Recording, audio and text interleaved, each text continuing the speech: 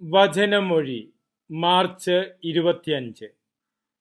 വചനഭാഗം ഹെബ്രായർ 1:1-13, ലൂക്കായുടെ സുവിശേഷം 1:26-36.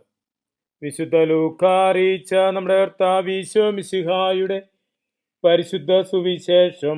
6-ാം മാസം ഗബ്രിയേൽ ദൂതൻ ഗലീലയായിൽ നസ്രത്ത് എന്നുപേരുള്ള പട്ടണത്തിൽ ദാവീദിന്റെ കുടുംബത്തിൽപ്പെട്ട യൗസേപ്പ് എന്നുപേരുള്ള പുരുഷനുമായി വിവാഹ നിശ്ചയം ചെയ്തിരുന്ന കന്യകയുടെ അടുത്തേക്ക് ദൈവത്താൽ അയക്കപ്പെട്ടു.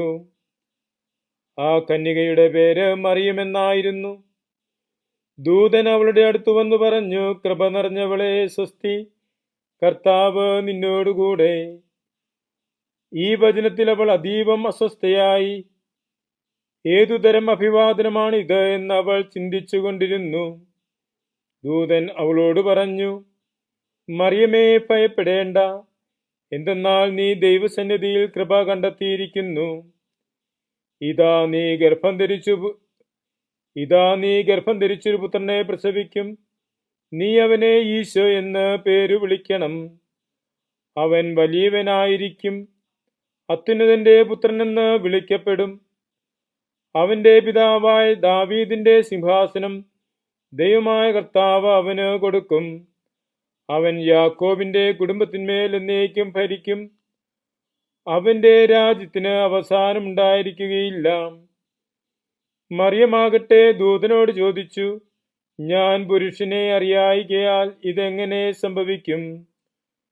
ദൂതൻ അവളോട് പ്രതിവചിച്ചു, പരിശുദ്ധാത്മാവ് നിന്റെ മേൽ വരും, അത്യുന്നതന്റെ ശക്തി നിന്നെ ആവരണം ചെയ്യും. ആകയാൽ ജനിക്കാനിരിക്കുന്നവൻ പരിശുദ്ധനായിരിക്കും. അവൻ ദൈവപുത്രനെന്ന് വിളിക്കപ്പെടും. ഇതാ നിന്റെ ചാർച്ചക്കാരി എലീശായും അവളുടെ വാർദ്ധക്യത്തിൽ ഒരു പുത്രനെ ഗർഭം ധരിച്ചിരിക്കുന്നു.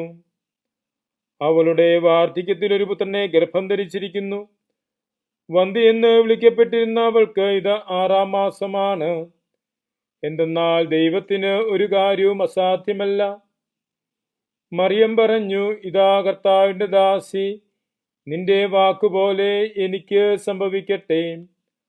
അപ്പോൾ ദൂതൻ അവളെ വിട്ടുപോയി. ഈശോയിൽ സ്നേഹമുള്ളവരെ, പരിശുദ്ധ കന്യകാമറിയത്തിന് മംഗളവാർത്ത ലഭിച്ച ദിവസം നാം ഇന്ന് അനുസ്മരിക്കുന്നു. ദൈവത്തിന്റെ ദൂതൻ അയക്കപ്പെട്ടത് നസ്രത്തിലെ ബാലികയായ കന്യകയുടെ പക്കലേക്കാണ്. നസ്രത്ത് പഴയ നിയമത്തിൽ ഒരിടത്തും പ്രതിപാദിക്കപ്പെട്ടിട്ടുള്ളൊരു സ്ഥലമല്ല. ഈശോയുടെ കാലഘട്ടത്തിൽ സാധാരണ മനുഷ്യന്റെ ഭാഷയിൽ ഒരു നന്മയും വരുമെന്ന് പ്രതീക്ഷയില്ലാത്തൊരു സ്ഥലമാണ് നസ്രത്ത്. എന്നാൽ പുതിയ നിയമ രക്ഷാകര പദ്ധതി ആരംഭിക്കുമ്പോൾ ദൈവം നസ്രത്തിനെയാണ് തിരഞ്ഞെടുക്കുന്നത്. നസ്രത്തിലെ ബാലികയുടെ പക്കലേക്കാണ് തൻ്റെ ദൂതനെ അയക്കുന്നത്. നസ്രത്ത് നമ്മോട് പറഞ്ഞു തരുന്ന സന്ദേശവും മനുഷ്യന്റെ ഭാഷയിൽ സ്ഥാനമൊന്നുമില്ലെങ്കിൽ പോലും ദൈവത്തിൻ്റെ പക്കൽ എല്ലാവർക്കും ഒരു സ്ഥാനമുണ്ട് എന്നാണ്. ദൈവസന്നിധിയിൽ ധ്യാനിക്കുന്ന ആളുകൾക്ക് അമംഗളകരമായ വാർത്തകളെ മംഗളകരമായി മാറ്റി സന്തോഷത്തിൻ്റെ ദിനങ്ങളിലേക്ക്, ആനന്ദത്തിൻ്റെ ദിനങ്ങളിലേക്ക് വരുവാൻ സാധിക്കുമെന്ന് തിരുവചനം പഠിപ്പിക്കുന്നു. മംഗളവാർത്ത ലഭിച്ച മറിയം എലിസബത്തിൻ്റെ പക്കലേക്ക് ചെല്ലുമ്പോൾ പാടുന്നത്, എൻ്റെ ചിത്തം എൻ്റെ രക്ഷകനായ ദൈവത്തിൽ ആനന്ദിക്കുന്നുവെന്ന.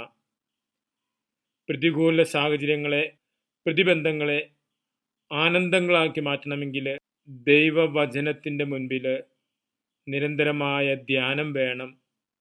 ദൈവവചനത്തെ ഹൃദയത്തിൽ സ്വീകരിച്ച് മനനം ചെയ്യണം എന്നാണ് പരിശുദ്ധമ്മ പറയുന്നത്.